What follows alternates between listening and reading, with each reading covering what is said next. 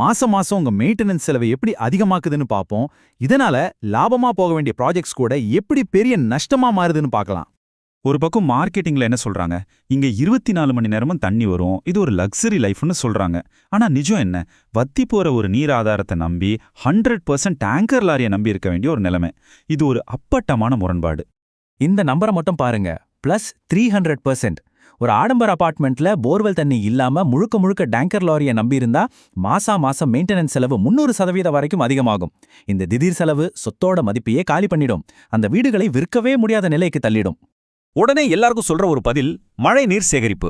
ஆனா நாம பண்ற ரெயின் வாட்டர் ஹார்வெஸ்டிங் பூமிக்கு மேல இருக்கிற 50-100 அடிக்கு தான் தண்ணியை நிரப்பும். ஆனா நாம ஆயிரக்கணக்கான அடி ஆழத்துல இருந்து தண்ணியை உறிஞ்சிரும். அந்த ஆழத்துக்கு தண்ணி போய் சேர பல 100 வருஷம் ஆகும். சிம்பிளா சொன்னா, நாம ஒரு நாளைக்கு எடுக்கிற தண்ணி பூமிக்குள்ள திரும்ப சேர பல வருஷங்கள் ஆகும். இதுல கான்கிரீட் ரோடு வேற, அது தண்ணி உள்ள போறத மொத்தமா தடுத்துடுது. சரி, இவ்ளோ நேரம் பிரச்சனைய பத்தி பார்த்தோம், பயமுறுத்தியாச்சு. இதுக்கு ஒரு தீர்வு இருக்கா? கண்டிப்பா இருக்கு.